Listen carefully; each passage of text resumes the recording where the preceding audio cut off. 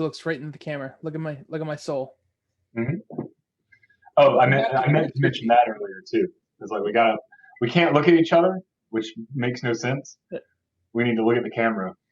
So, like, if you react to something, I'll see it out of like the corner of my eye. Yeah.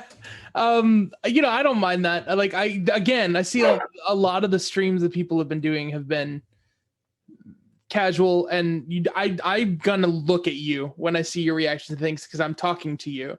But if I have a point that I want to make to somebody, I'll do this. We did that when we were recording face to face too, these episodes. Yeah. We would talk to one another, and then occasionally I'd make some smarmy, thing. Also, I don't know if you've gone back to watch those episodes ever, but there's a lot more that I would have liked to have edited out. Not because any of the content is bad, just because I feel like I can be a better editor than that, but whatever. Sure. Hey, you could do reduxes. A lot of people do. Reduxes of the old episodes. Okay. So we were back for Critics Critique. Mm-hmm. Again, because we were on hiatus and then we came back once, and now we're back again. And there's a lost episode, like SpongeBob's lost episode, that we can do one day now. That's all on a green screen and will show us from like the early 2019. And it's pretty sweet. And then we didn't record, and then COVID happened. And now we're at our houses. Yep.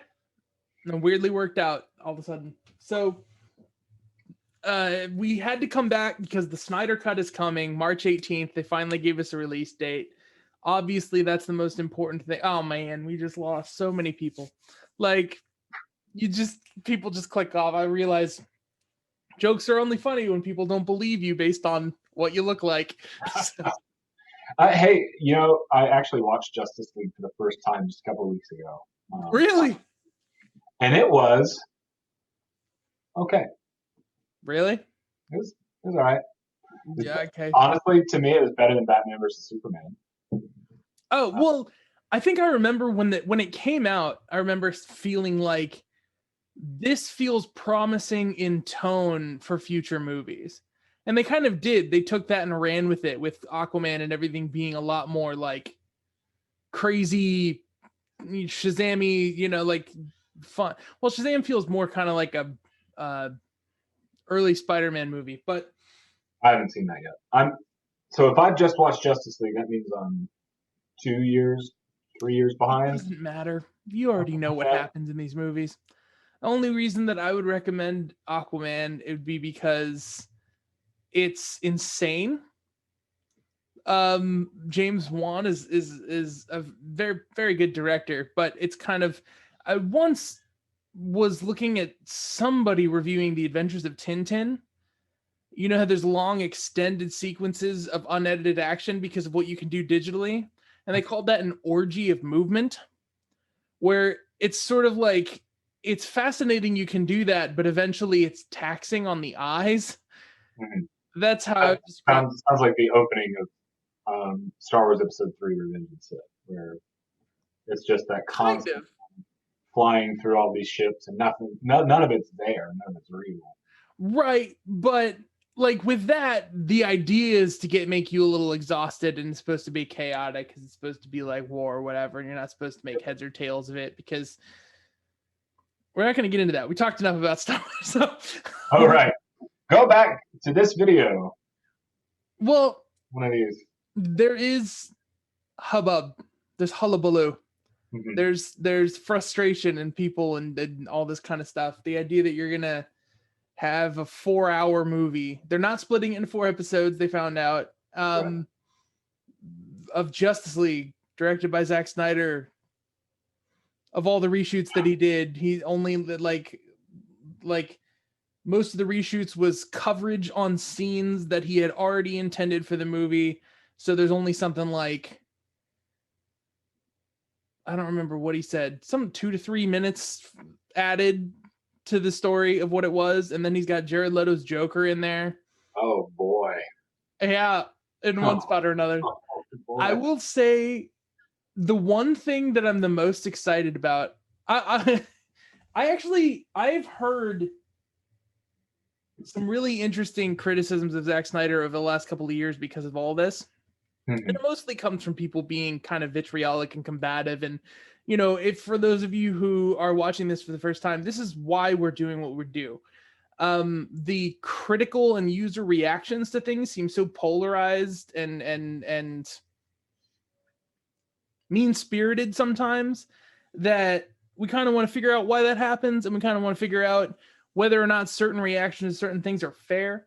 And this is going to be a much more casual approach to different things that are going on, because basically Hollywood and movies are flying by the seat of their pants, and on top of that, we don't want to just talk about movies anymore. Right. So,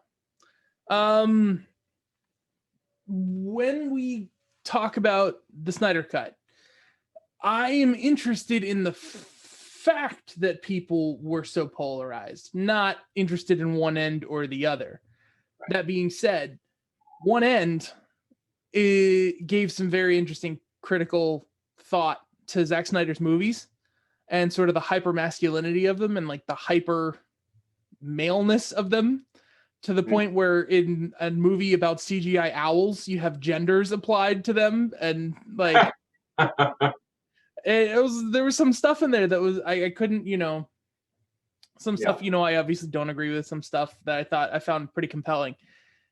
But I'll say this, always the Zack Snyder DC movies did remind me not of like what I think real superheroes would be like. That conversation I don't think is a fair response to it, but of the scale difference between Marvel superheroes and DC superheroes. I do feel like, regardless of how clunky it's written at times, he was able to pull off the sense of scope and the idea that these are like myths above what was going on. And so I thought you were talking about Aquaman when you said scale, so that's my bad. No. I'm talking about Zack Snyder's movies in those. So the idea that we're going to get a Justice League that's going to like one more time play on them being that scale, like to get him to do his sort of Blackest Night, bigger comic book event movie, I'm interested in seeing his shot at it. I know that it's going to be heavy-handed in themes. I know that it's going to be the women characters are apparently going to look very sad and have no backstory. And I know that Good job, Zach. Well, I don't necessarily. I think he's writing what he knows. You know, there was one time I was talking about Sucker Punch, and it really starting to piss me off, if I'm being honest, that I've been now digging around for months. Every once in a while, when I have a spare moment, I've been digging around, trying to find some evidence. I remember, Samia remembers when I told her about this back then, about the comment I once made on this channel that he let the actresses ad-lib dialogue because he didn't want to speak for them. He didn't feel like he had the voice to write for women characters. And it was only in some scenes, you know, it's not like he let them dictate the whole movie or whatever. But I thought particularly there's a scene in Sucker Punch where Baby Doll is describing how her dancing, it says she's going to escape from here. And like they're going back and forth, and it's nowhere. There's no article about it. There's no comment. There's no clip. There's no wording. There's no phrasing. If somebody out there can find it, I will love you forever. And if there ever is any traction on this website or whatever, you'll have like a plaque made in your name that gets put in the background here or whatever. Because I could have sworn it happened, because I thought he had that level of insight, but apparently not. So just wishful thinking, perhaps. Yeah. So I get it. It's a hyper male power fantasy. It's something that I think I might probably be too old for now. But there is one thing that I'm looking forward to above everything else, which is that actor from The Matrix 2 and 3, who was a general in Man of Steel and was the guy who was helping Lois Lane with the bullet in that weird side mission in Batman v Superman. Now, this actor was the one who, and I know that you can look this up, went to Comic-Con to announce Batman v Superman, and he's the one who read dialogue from The Dark Knight Returns in order to announce it. And he's been there for a while. Harry Lennox, that's the guy. Oh, Harry Lennox. He's been Martian Manhunter since the beginning. Oh, interesting. And in fact, a scene where Lois Lane is speaking with Martha Kent, um, there was a storyboard. One of the leaks before there was ever any confirmation they were going to make this was that Martha Kent shape shifts back to Martian Manhunter and then back to Harry Lennox on her way out. And so the idea that he's sort of been watching and is like this sort of central figure that isn't like the Nick Fury, and what his rationale is on why he's been dormant. And you know how in the animated series they always have to explain how he gets knocked out because he's too powerful. Like, right. What do you got? What are you gonna say happened to him here that he's like, Zod's attacking, I better stay human, you know? Like, I'd be very curious about that. I don't know. What do you think? What are you going to watch the Snyder Cut? So let's see. I just watched Justice League. So yeah, in 2 years I will watch the Snyder Cut, and I'll okay. No, I'll probably watch it. The only reason I'm on the same page with you right now is I have a friend in Russia who told me about this stuff. So I'm so out of the loop that a friend of mine in a relatively small town in Russia is like, "Hey, Will, did you hear about this stuff?" No. But I'll watch it, sure. Looking at some of the same shots that are in the trailer that are in the final cut of the existing movie, it's clear, like Superman's resurrection, for example, is at nighttime. Oh yeah. No, just going back to the first trailer for Justice League before it came out, you can see so many different things. Yeah. I mean, you see the football game, you see the Flash's introduction with him pushing the glass, and you see that it was nighttime and that there's military present when Superman is resurrected under whatever circumstance. Now, will somebody get an ice cream to the face like in Superman 2? I hope so.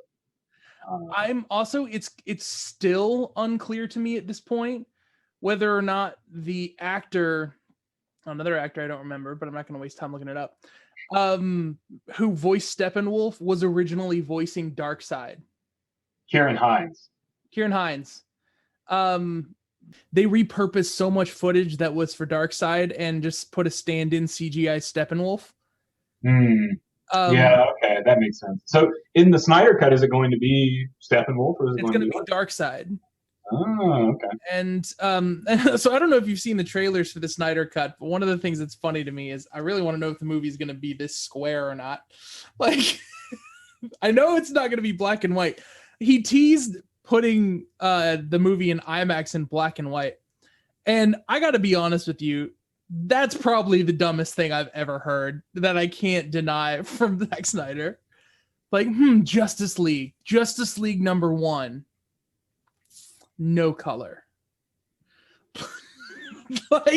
So if you watch Clerks, it's a black and white movie, not by artistic merit, but because it was cheaper. Yeah. You watch most people. Sorry? A lot of people. Christopher Nolan did it with Following. Stanley Kubrick did it with The Killing. Martin Scorsese did it with not Mean Streets. Yeah, Mean Streets, or Who's That Knocking on My Door? I don't remember which one. But I don't know either. But then you also take a look at something after the fact, like Mad Max Fury Road, where they market it as black and chrome, I think, and it looks amazing. Yeah. But that's because of how well lit it is, the colors that were used in the original being converted to black and white all look amazing. Zach, buddy, it's just not going to be the same. Zach, if you're watching this, and I know you're a big fan of critics' critique, so... Actually, I'm a fan of Zack Snyder, despite all of his flaws. Not really. Well, let's say I'm not a fan in the sense that I just super enjoy his movies because I can't stop thinking during them. So there's problems. And I hate to say that because I really root for him as a creative person. I love his visual style. I really wish he had collaborators that were able to push him a little more in the right direction in terms of restraining certain ideas and redrafting his stories. But I think people are too hard on him, and I think people are too nice, but like behind the scenes. I mean, so like Dawn of the Dead, that remake was him, correct? Partially written by James Gunn. Oh, interesting. But directed by Zack Snyder. Yeah, ultimately. 300 was directed by Zack Snyder. Yep. Those are amazing. And those are adaptations.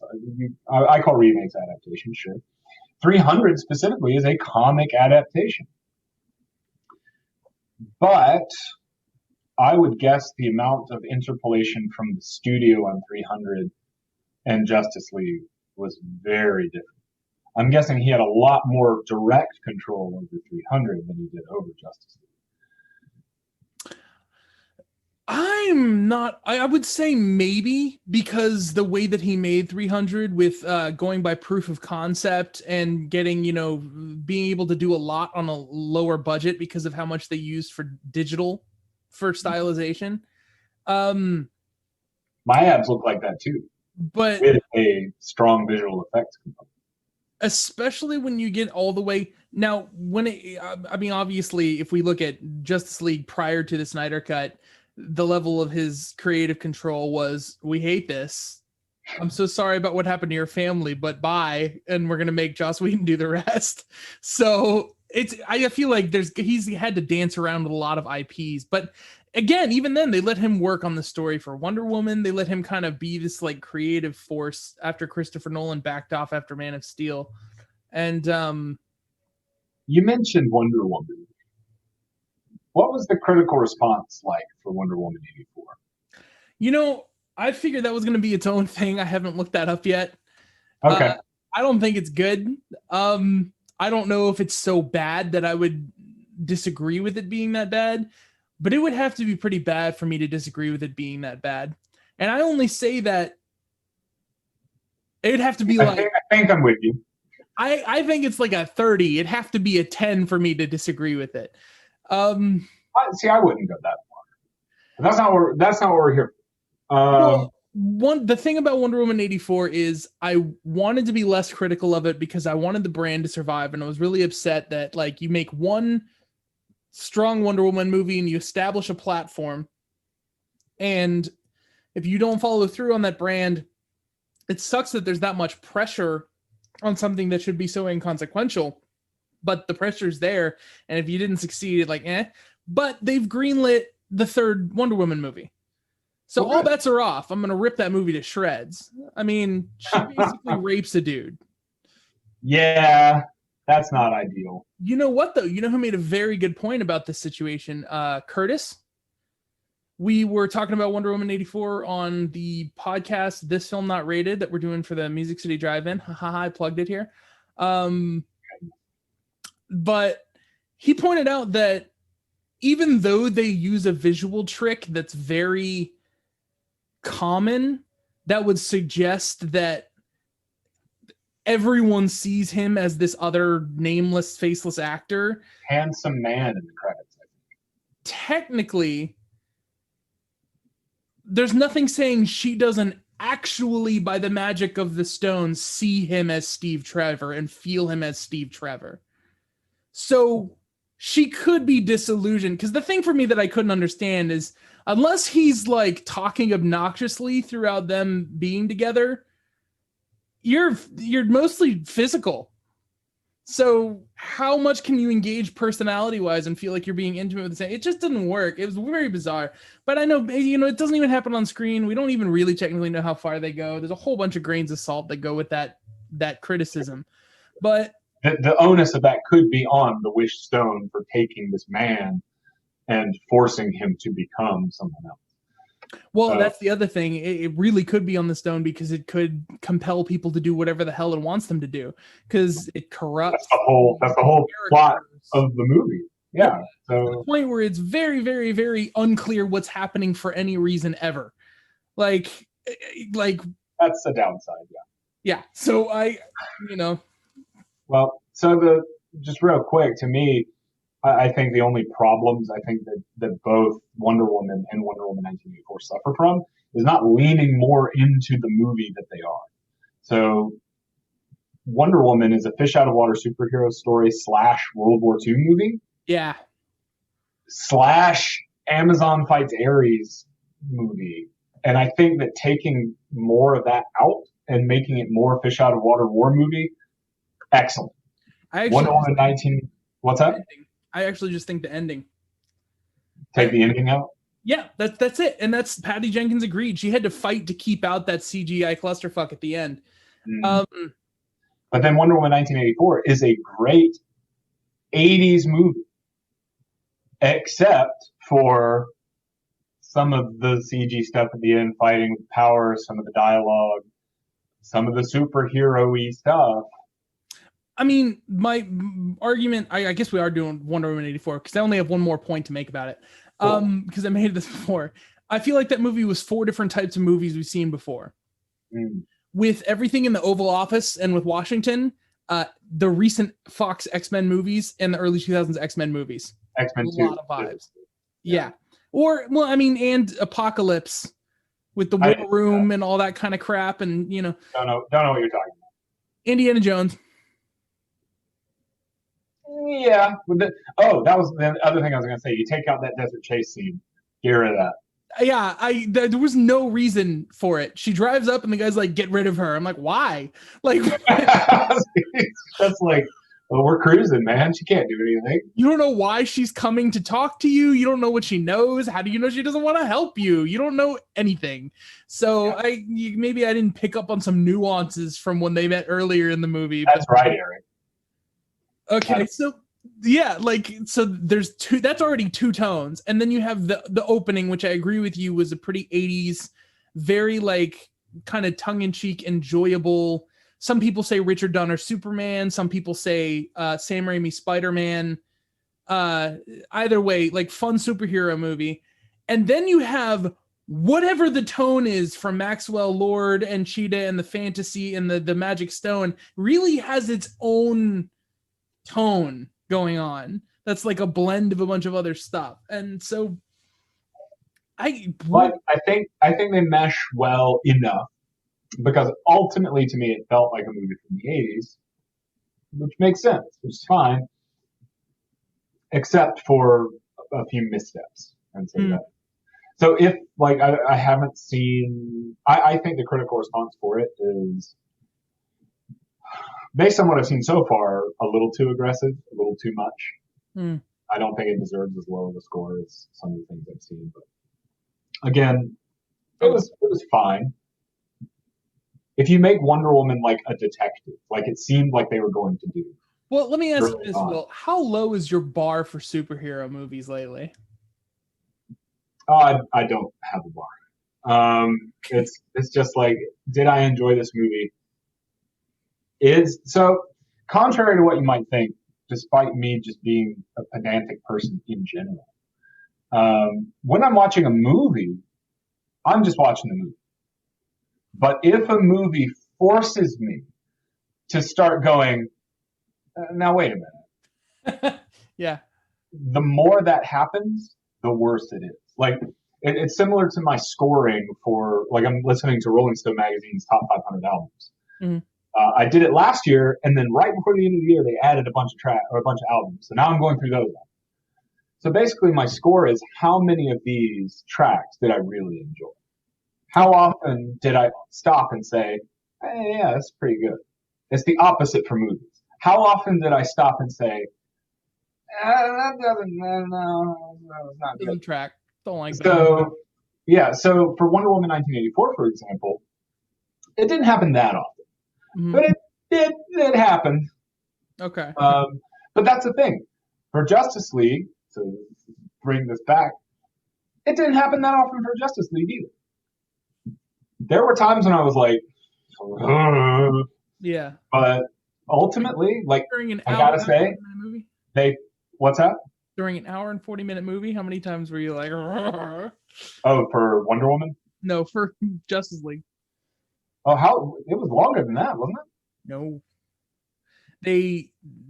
desperately kept it under, I don't know how actually, I think it might be a little longer than an hour and 40 minutes, but that was one of the big deals is they cut it to under 2 hours because of fears of the bloated runtime from Zack Snyder's version.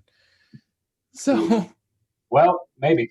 But I will say this. They finally got Superman right, in my mind. Yeah. They finally got the Boy Scouts kind of smarmy, but just like super confident Superman. Yeah. That I've wanted to see from Henry Cavill this whole time. That's one of the main appeals that people have had since it came out, and I can understand that. So the planned future for this coincides with the planned future for Marvel. Both of them are about to dive headfirst into multiverses. And so if you click right here, you can go to an alternate timeline where we're talking about this topic in a different way. I'm kidding. We bridged the universes. That's an exhausting joke. Like I exhausted myself. Like as you were pointing, just yeah. It's everyone is all excited about Spider-Man, and I should be too, because apparently now it's going to be the first on-screen Daredevil since 2003. Like on the movie screen, yeah. Which is now home theater screen. Is it going to be what's his name? Yeah, Charlie Cox, supposedly. Nice. Do you like Daredevil? Like, do you have something behind you maybe that indicates your passion for Matt Murdock? And eventually, Daredevil? My whole last collection is going to be in here somewhere. So, I have a big Daredevil collection. Like, I have all my trades and figures and all this kind of stuff up in a closet somewhere. So, I got to figure out a way to do that. Right on. But that's cool. I mean, no, I'm excited about that. Now, it's all about execution. So here's the thing. Here's the thing. Spider-Man Tom Holland. It looks like it's possible that his friend Ned may have his own suit and possibly be a Spider-Man. It looks like you're going to get Tobey Maguire and Andrew Garfield, Daredevil, and a sixth, possibly Miles Morales. Because you're not Nicolas Cage. That'd be great. Either one, both. Why not? The point is, the idea is they're obviously putting in the Sinister Six, and everyone keeps acting confused on some places online. Like, whoa, how could they possibly add this new villain? I'm like, because count. Like, Vulture, Electro, Jamie Foxx, Willem Dafoe, rumored. Really? Yes. Was Electro part of the Sinister Six or no? Alfred Molina, Dr. Octopus confirmed.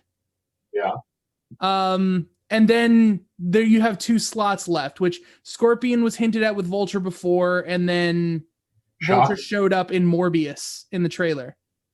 Oh. So the only one they're not bringing in yet is Venom, but that's your Sinister Six to go with 6 different heroes that they're now going to have, most of them Spider-Man, to have some big, crazy, epic battle.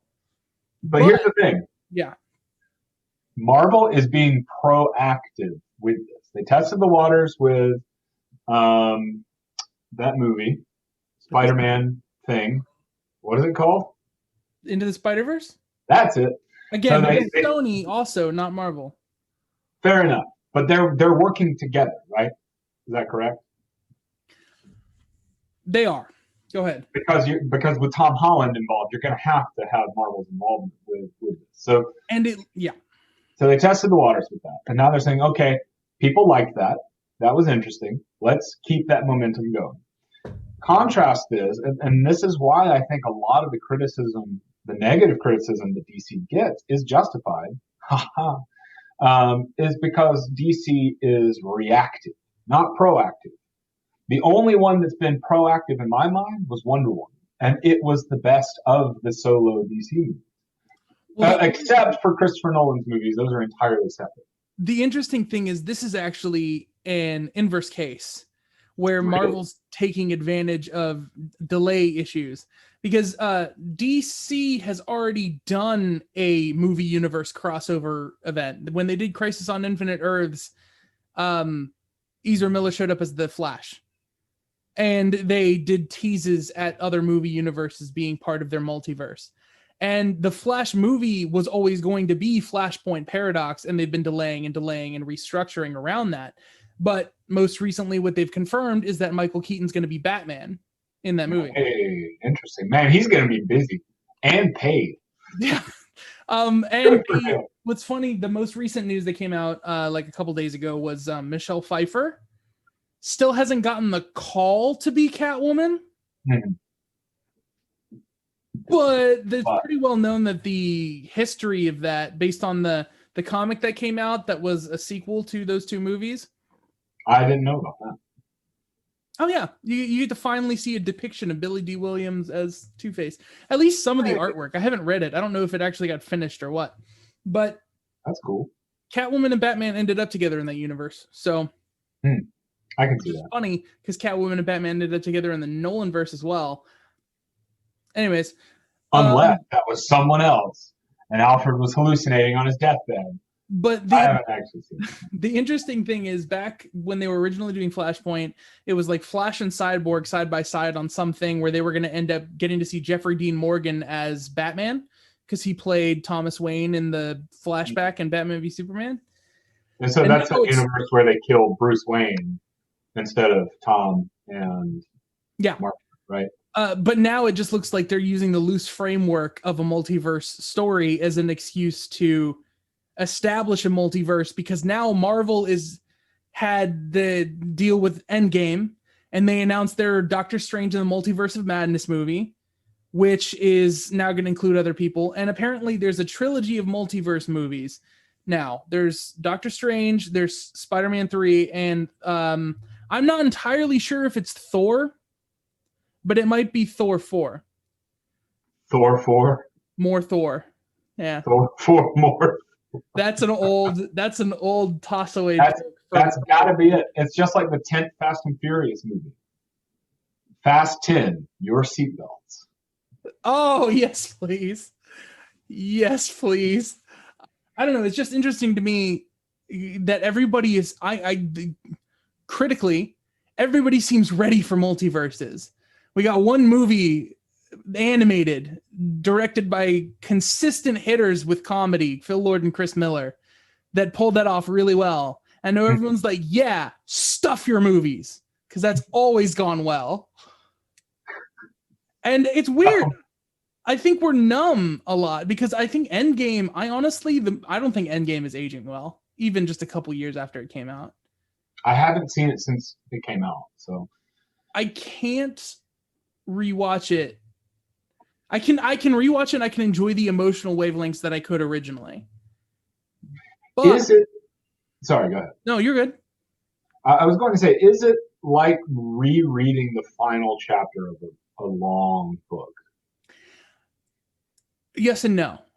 Okay. The issue is, if the more you reread the chapter of a long book, the more you kept thinking, this could have ended way differently.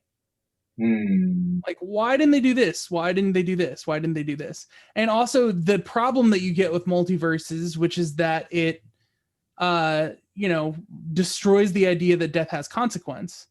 They're acting like death has consequence, and that's great, but it doesn't change the fact that Doctor Strange told you in Infinity War that there's virtually 14 million other universes out there where there's potentially one Tony Stark who lost everything, who would benefit greatly. Go ahead. Who would benefit greatly from jumping over into this universe. Right. You know, how that you have almost infinite options to find the one where Natasha's distraught because Hawkeye killed himself to give the stone. Boom, problem solved. Right. And so what if that's a universe where there's no multiverses? What now? What if that's a universe where there's no multiverses? A paradox. I love it. No, what I was laughing at was I saw somebody say one time, like, what if Doctor Strange was holding up his finger, like telling Tony to just wait 1 second? And then he did that and he died and he was like, oh no. Hold on, I'm dealing with this tornado. Like, you snapped. Oh no. Oh no. I was gonna tell you I got this. Too late now, I guess. Yeah, that's what I meant. Was there was only one thing.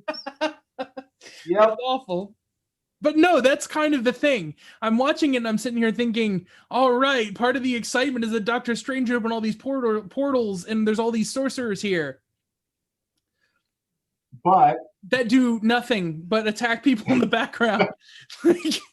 Right. Yeah. So that goes back to that sense of scale. Within the context of having watched 20 movies over the course of 15 years or whatever, check my math later, I guess. Well, it culminates in all of that big stuff happening. But if you watch it as a standalone movie, it's like, oh boy, here's so many people that I only care about like 1/10. So I'm gonna watch them fight, and then it's over.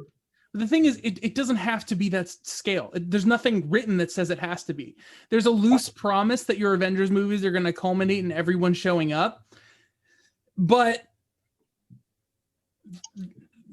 for better or worse, the Joss Whedon movies laid the groundwork for a setting. In the first Avengers, you have the place in space that Thanos seems to be sitting on his throne. That's reflected in Guardians of the Galaxy. And then in the second Avengers movie, you have the flash forward to Tony Stark's subconscious haunted future, that there's some stage of this rock formation in space where the Avengers are all laying defeated. And based on that, I wrote a quick treatment or breakdown of how to do Endgame without having time travel in it. Which is basically, you still have a 5-year gap, because basically when they go to meet Thanos, he leaves behind the space stone on accident, using it to escape and go put the other ones where they need to be, and basically broke down that the characters would actually go meet death based on the Infinity Gauntlet comic. And the Hulk would end up encountering the Watchers in a similar thing to the Ancient One instead of, and they were teased in Guardians of the Galaxy. And when I started to think more and more about different possibilities of what you could do, the more I started to realize how stuck the writers were. But it's still, when I'm watching the one, they took an approach that opens up even more possibilities for you to question things instead of locking some things down, which I know would be kind of convenient. But then again, snapping half of your characters out of existence at the beginning of the movie is pretty convenient for managing the size of characters you have to deal with. You can just go, they'll come out and fight in the end. Right. For example, there was an emotional moment that I would really like to have seen, because I can't stop thinking about it now. Bucky and Cap, what do they always say to each other? I'm with you till I don't know. The end of the line. And if they had just kept Bucky alive, I know the appeal was the original Avengers, and Ant-Man was going to be originally in phase 1, so there's that. But if you had just kept Bucky alive, who was in the first Captain America movie, so it wouldn't be out of left field, you could have had them be the people to go to Vormir instead and face Red Skull and have one of them have to sacrifice themselves. And it could have been Bucky after all the damage that he's been through. And his last line could have been, "This is the end of the line." And you could have had this really strong, there are so many different directions you could go. And that's what a multiverse does to a universe, is you can do anything. So what has consequence? And the specifically with Spider-Man, these people have been trying to shove towards a Sinister Six movie in every rendition of the franchise. That was the whole thing they did in Amazing Spider-Man 2, was look at all there's some Dr. Octopus legs and there's a rhino horn and there's, all this tech. We're going to do Sinister Six. And everyone was like, no, stop it. Yeah. But then you put out a multiverse movie and then you're like, Spider-Man 3 is going to be Sinister Six, and everyone loses their mind, and everyone goes insane. I had to restate that because I'm editing that out. I'm not going to say that. Leave it, please. I beg you, leave it. So I will say this. If you can illustrate this in a movie, which is admittedly going to be difficult to do succinctly, you could do it. But I do think there are consequences because, and this is a criticism of Back to the Future that a lot of people have brought up before. And by a lot of people, I mean, I don't know how many, some people on the internet. But let's say Tony Stark dies at the end of Endgame. I say let's say, but he did. Sorry, spoiler from however long ago. And then Tony Stark from universe 1338 comes into the current Marvel universe, which is like 999999. Yeah. That Tony Stark is not the Tony Stark that Pepper Potts came to love, respect, and eventually marry. Sure. Simply by the virtue of, one change 20 years ago causes everything to split off in a completely different direction. That's why it's a whole other universe. And that's why that Tony Stark will have fundamental differences, memories, and personality, even if they're small things. Like maybe he doesn't like pineapple on his pizza, when in reality, pineapple on pizza is delicious. Okay, so critical, yeah, for people who are critical of it, we're critiquing you. So I would to do my closing bit for that. I would say that is a way to write it with consequence, but given that there's an infinite number of multiverses, my argument is that there is a universe you could find with enough diligent searching. When Doctor Strange can look at all possible outcomes by shaking his head around, you can find a Tony Stark that is perfect. Yeah. It's infinite. It's just like flipping through the channels on those glasses in Rick and Morty. There you go. That's Doctor Strange's next movie. It's just... Which, by the way, yes, Rick and Morty generally is potty humor, but there's some real tenderness, especially in an episode like that. Thank you very much. Yeah. Sorry, I had to get on my very brief soapbox about that. I like Rick and Morty. Yeah, me too. You introduced me to Rick and Morty. Thank you. Oh, cool. I own physical copies. I agree it's a fan base that I don't always want to be associated with, but so is the fan base for Deadpool and Harley Quinn, and I like those characters. So that's fair. Yeah. So you mentioned a video game earlier. CyberPunk 2077. So yeah, CyberPunk. Well, I wanted to introduce that we have different aspects of what we're going to talk about, because the critical response to things, there's been sort of an explosion where everybody has a voice that's really, really strong after COVID. Mm-hmm. So users' critical ratings have had a bigger impact, I think, on things. We've seen a lot more responsiveness from large companies to like user reviews and things like that.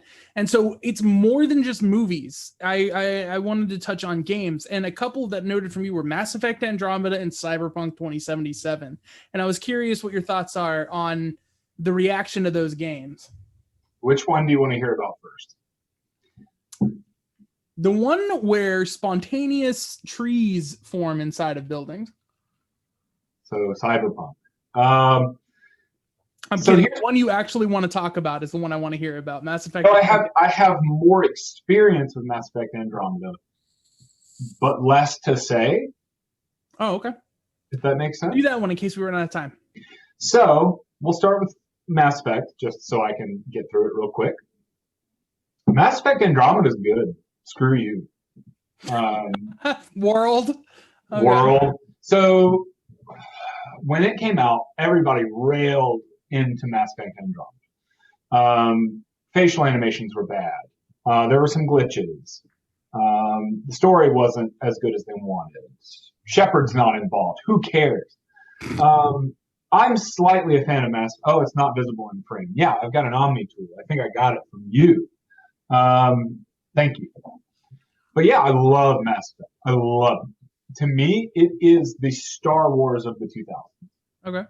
Mass Effect. So when Mass Effect Andromeda came out, there was a lot of hype. Everybody was so excited about it. Yeah, a new Star Wars. Yeah, it's just like that. So when it came out, everybody crapped all over it. Yeah. Did it deserve it? Because this is critics' critique. And I need to tell you whether or not the critical response for a game was deserved. No. Mass Effect Andromeda did not deserve the hate that it got. Yes, the facial animations were stiff. Okay. Who cares? I spend most of my time shooting aliens in that game. Does it work to compare it to acting in Star Wars? Ooh, hey, let's continue that parallel. Sure. That was old Georgie's fault, though. No, but I'm not talking about prequels. I'm talking about original trilogy. Oh. I'm talking about the charms of certain things and the worth of certain elements of art versus some that doesn't resonate. You know, I would argue that the performances are best in Empire Strikes Back, but if you go back to New Hope or Return of the Jedi, you got some stilted, funky dialogue that just makes people feel like they don't, you know, always know what they're talking about and just are really putting on a good front that they do. So let me tell you real quick. Power converters. No, not the power converters. That's what I'm saying. No, there's a line that Mark Hamill convinced George Lucas to remove. I know this story from the movie, mm-hmm. And it is, but we can't turn back. Fear is their greatest defense. I doubt if the actual security there is any greater than it was on Accolade or Solace, and what's there is most likely directed towards a large-scale assault. Delivered probably how he would have in the original Star Wars. Right. That was pretty good. Mark Hamill begged George Lucas, "You got to get rid of this garbage. Nobody says stuff like this." Yeah. And he did, thank God.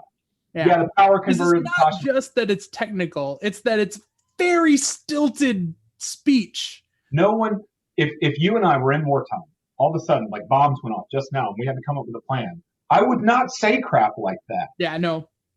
I doubt that their defenses are any worse than they would have been over in the other side of town. Like, you know, it doesn't. Accolade and Salt. No, I'm relating it. Oh yeah, sorry, yeah. So yeah, that dialogue is pretty bad. But you know, again, the factor, the differentiator between Empire and the other two of the original trilogy is the director. Irvin Kershner was in control of Empire Strikes Back, mm-hmm. and George Lucas directed the first one, and Richard Marquand the third. Mm-hmm.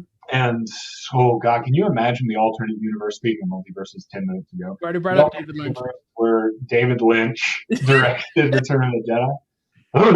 We talked about that during the Last Jedi episode 2 years ago. But yeah, so to compare, it's not so much the dialogue in Mass Effect Andromeda. It's just the animations aren't great. Okay, most of the people are aliens that you talk to. Yeah. And we don't know how their faces move. So as long as they're expressive enough to convey certain emotions, I don't care. That's fine. Great. But guess what? The combat in Mass Effect Andromeda is excellent. It is super refined, and it is much better than it was in the previous series. And that's opinion based. For the game, the gameplay worked. Yes. The stuff that you do, that you physically move your character to take action on, worked very well. There were a couple of glitches, but nothing game breaking. Like there was a time when somebody behind me was talking, and my character turned their head all the way around. And I was but other than that, you know, nothing too bad. And my ship like spawned on top of something with nothing under it, like a cartoon one time, but again, nothing game breaking. I think the big problem was that from Mass Effect 1 to 2 to 3 was an evolution of the franchise. And so what people wanted was a further evolution to Mass Effect 4. And instead what they got was kind of Mass Effect 1 all over again. Okay. Guess what? Mass Effect 1 was amazing. So and now they're not making any more Andromeda games because of you. Not you, Eric. What you're saying, what you're saying is when they decided to follow up the original trilogy, they remade the first game, and a bunch of people were very unhappy about that. Yeah. But hey, guess what? When Star Wars did it, they just kept going. And everyone loved the first one and then hated on both of the sequels. Well, we don't have any sequels to hate on, and I hate that. Yeah. Except we are getting remakes of the original 3. Well, we don't like things that are different, right? That's right. Yeah. So compare that to CyberPunk 2077, where you have a studio that's been working on this game something like 7 years. Check my math out there, internet denizens. And they had their previous release was The Witcher 3. A little buggy, excellent gameplay, excellent dialogue, excellent story, wonderful game. Based on a Polish book series.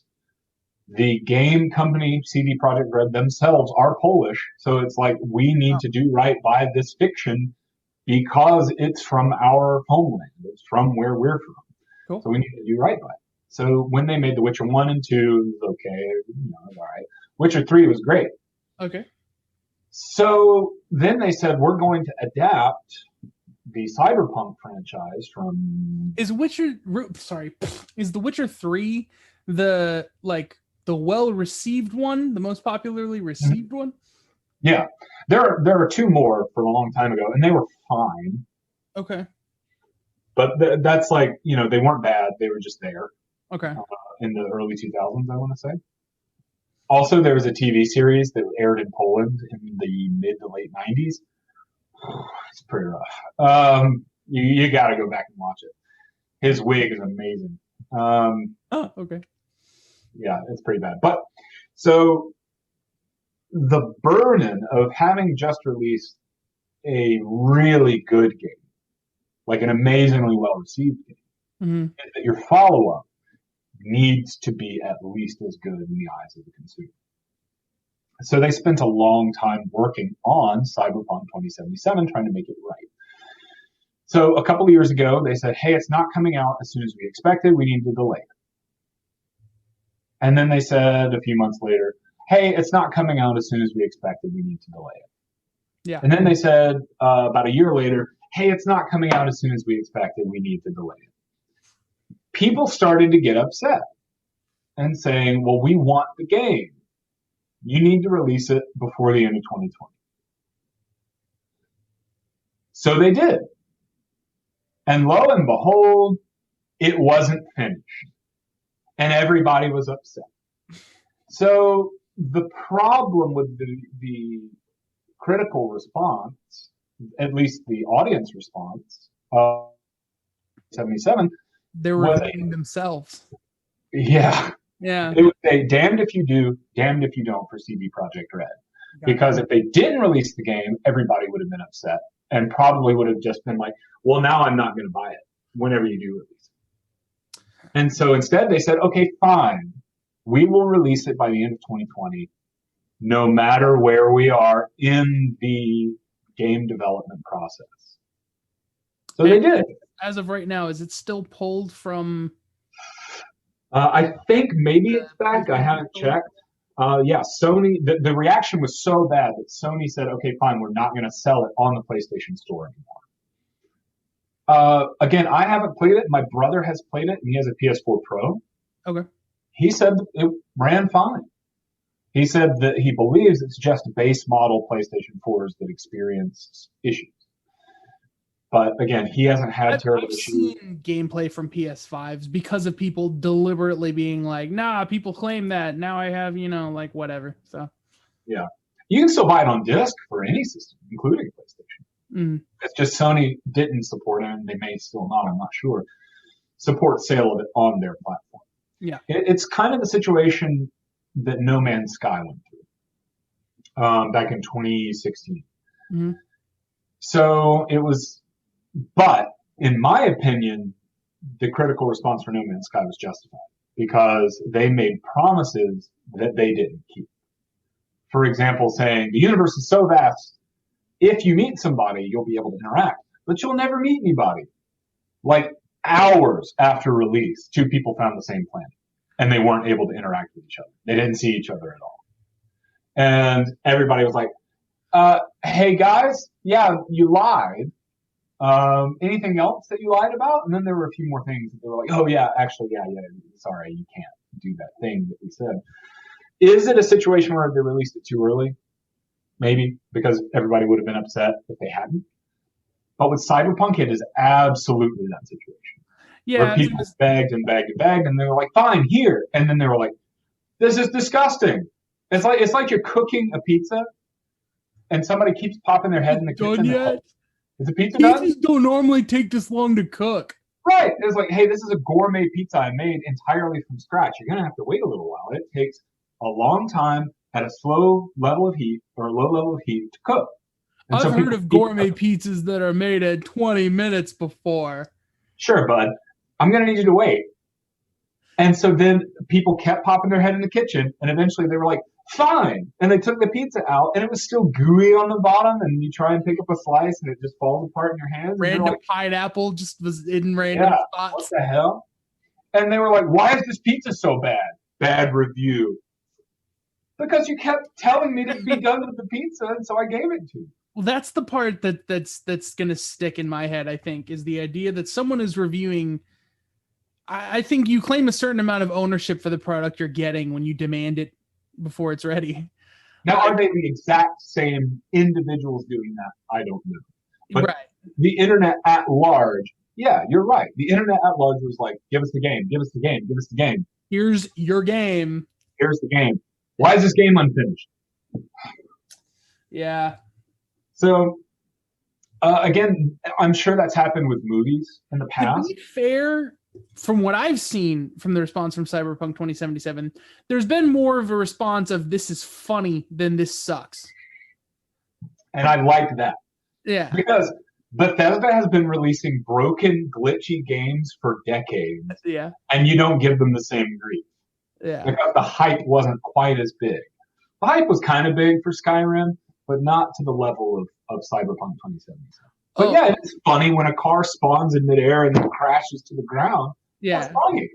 Well, and there's with Skyrim specifically, there's a history of appeal for glitches because of some of the cheats you can do in Morrowind and stuff like that. So fair enough, yeah. But I agree, the comedy is there, and that's kind of what you have to do with everything. Not just Cyberpunk 2077. Like the world is on fire right now. You gotta laugh at some of the stuff that's going on. That's fair. There's a big shift happening when it comes to movies and all this, and I think it's really important now more than ever for people to be vocal about media that captures their attention and raise attention to things to kind of shape what movie industries are going to do. Because if the blockbuster format starts to die over the next years or so, then what kinds of genres or what kinds of productions they put their money into is going to be shaped by what people choose to watch. And so when you're looking around online and all these people are doing content creators, and in Walmart, it's suddenly way more common. You can just go buy a ring light like this, or you can, it's just on shelves because everybody is doing this. You look for the people that you're into and you find common ground, and this is how people get unified and shape what happens with media. And agreed. And you mentioned just go buy a ring light at Walmart. It's really that simple. No, literally, they Walmart now has this section hanging behind where they have movies where you can just get a tripod and a ring light and these kind of things. It's so commercial now. Right. And but it's not just that. It's that everything being online, it literally, you start doing something. I'm about to plug the fact that I've started streaming video games as well. Go for it. I'm going to be streaming some video games on a couple of different channels. What's your handle? My personal one is Skittles O'Henry. Spelled like it sounds. No apostrophe for O'Henry. SKITTLESOHENRY on Twitch. But you watch that. I'm also going to have a separate one to be determined for Critics Critique itself. Okay. Probably my initials. And then if I can figure out how to stream without breaking laws of copyright, eventually we are going to be Twitch streaming. I'll be live streaming fan edits for movies that I'm into, ones that I've done before, where I just show, like, probably I'm going to stick at first to ones that I've already done, because I can just show little clips of what I've done instead of having to like watch and edit and do things. But that's been a huge thing I've done for fun for years. Let me tell you guys real quick. Sorry to interrupt, Eric. This guy has edited some good stuff. I watched his edits of the Star Wars prequels. Not enough Jimmy Smits. He did take out the line, "This party's over." Still very good edits. That's funny. I appreciate that. I think that's the only thing I really took creative umbrage with, was the fact that he took out the lines. This party's over. So doesn't fit with the rest. But I don't know. Now that that line's gone, I don't know that the party is over.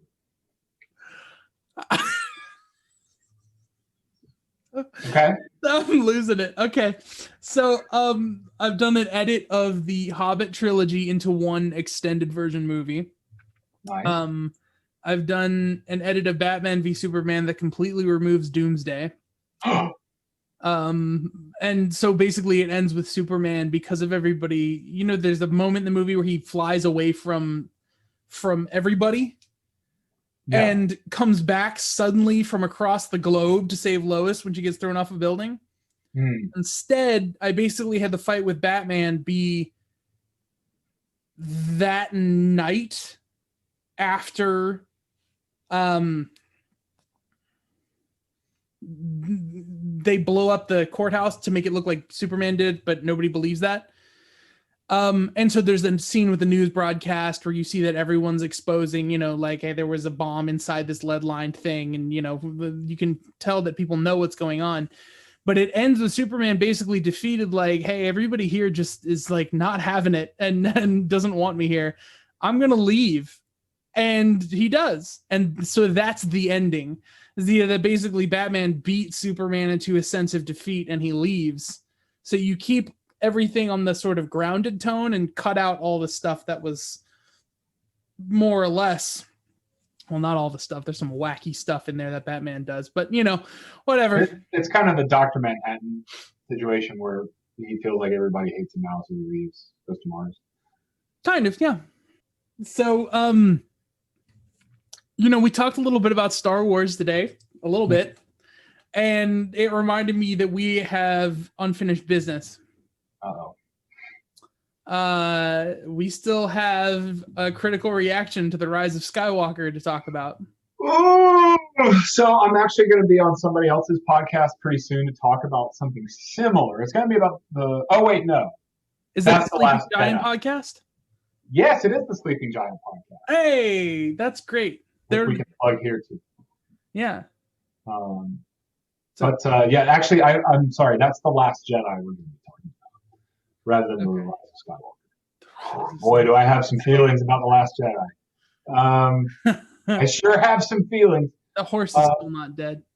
Yeah, the Rise of Skywalker, though, I'd have to probably watch it again, and I'd probably have to look up a little bit about the critical response to it, because when it came out, I was like, let's get this over with. And I watched it and I was like, cool. Thanks, guys. And I left the room. Yeah. So, yeah, I'm eager to talk about it with you by all means. And that can be And you know what else I'm eager to talk about? What's that, as you take a sip? Game of Thrones.